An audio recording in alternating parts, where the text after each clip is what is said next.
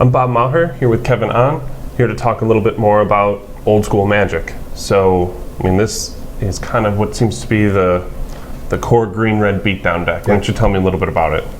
Well, I've been playing forever, and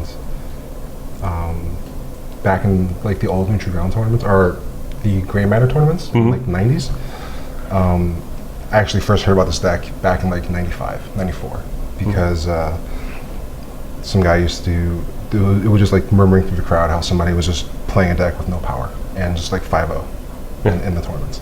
But it's just a red green beat deck with Giant Growths, Bolts, Bloodlusts, and Berserk. Great. Any particular reason why some apes, some bears, some orcs, or just just 2 drops for 2 fit the bill? Yeah, so I have the apes in here because I didn't get Elvish Archers, but I still needed a 2-drop. And I have the Ironclaw Orcs because I wanted to go more red because I have so many, 4 Ball Lightnings. Okay. Any particular reason for like the one of Llanowar Elf, one of Birds of Paradise? They're not really that good when you draw multiple copies of them. I mean, the bird is great, but I wanted something to have some power. Yep. But beyond that, it's just 2 powers is so much more important than, because of the Giant Growths and like Juzoms. You want to be able to fight Juzoms. So that's the only reason why they're there for that. Great. Anything about your lonely Juggernaut here? So for this event had unrestricted black strip mines. Okay. So once I saw that, I wanted to be able to use them as often as I could, but that meant I can't keep Juggernaut in the deck. Okay. So I actually cut 3 Juggernauts for 3 more 2-drops, just to make it a little more aggressive and stay active with strip mines. So what do you think is the key to the deck? What's the beatdown creature you most hope to draw? Card 8. Card 8? Card 8. It just Card 8 and Ball Lightning, but if I have no mana. It gets a little difficult because of all the strips. But yeah, Card 8 all the way. Great. Now, is there at any point where between the Giant Growths, Bloodlusts, and Berserks, things get a little dicey, or is it just any combination of these at any time will work? It's pretty much, Giant Growths is like one of the better spells in the format because they have to react so much to it. It makes them like not play a Sarah Angel because they have to keep a counterspell up for other combat tricks on the board, or if they have like Savannah Lions and they want to try and maintain a board.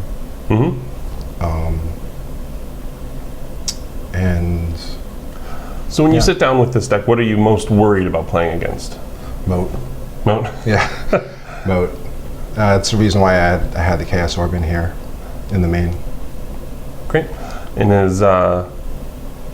other than Moat, is there anything you're really happy to play against, or everything else you just think you're it's pretty good. The curve is so low compared to everything else that people are playing right now. It's just way more aggressive than most decks can handle, except for Moat. Yeah. And I saw you have 4 Fireballs on the sideboard. Is there anything in particular, or just because Fireball's great? Fireball's great. Yeah. Channel Fireball. Yeah, and we can never forget about the old Channel Fireball. One of the original combos. Yeah. There's probably a couple of cards in here people at home don't necessarily know. Backdraft? So I have Backdraft in the sideboard for Earthquake. Okay. So if I have like a board of 2/2s and they just Earthquake for 2, they take tons of damage from the Backdraft. Oh, great. And how about a Void Fate? It's just, what's the card now? It's just the counterspell. It's a green counterspell when they try and bolt my bear. Oh. And yeah. So it seems like there are a number of cards in here that the first one is typically great, like when you said Llanowar Elf, Birds of Paradise, and I can see after boarding Backdraft and a Void Fate. And other than that, this is very much kind of a carryover from the old school 94 days, like the entry level, just come at them as fast as possible. Yeah, everyone's trying to do something tricky, and we'll see if they can keep up. Just attack for 2. That's all I want to do. Great.